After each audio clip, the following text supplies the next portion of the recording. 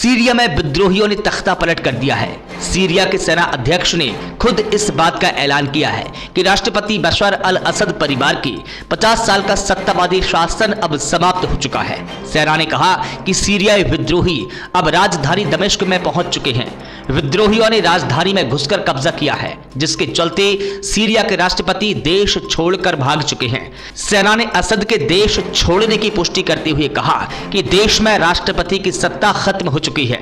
Syria में पिछले 11 दिनों से विद्रोही गुटों और सेना के बीच कब्जे के लिए लड़ाई चल रही थी। इसी बीच विद्रोही लड़ाके रविवार सुबह राजधानी दमिश्क में घुस गए।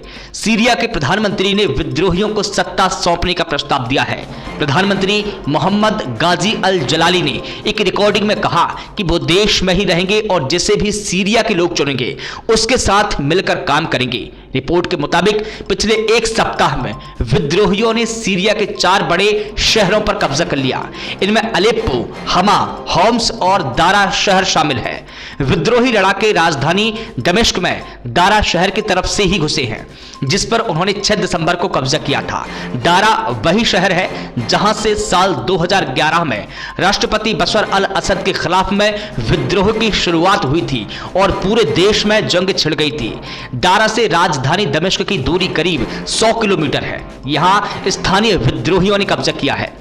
वहीं अलेप्पो, हमा और होम्स इस्लामी चरमपंथी ग्रुप हयात तहरीर अल शाम की गिरफ्त में है। संघर्ष की वजह से अभी तक 3,70,000 लोगों को विस्थापित होना पड़ा है।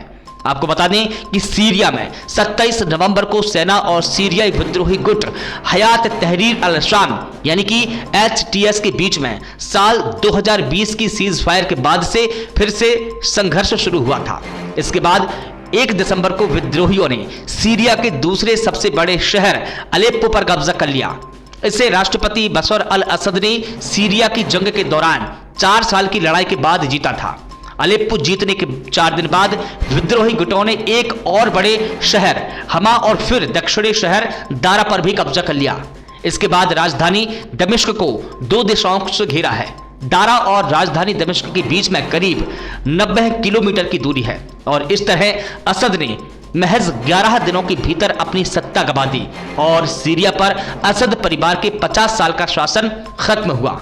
ब्यूरो रिपोर्ट, स्वतंत्र इंडिया न्यूज।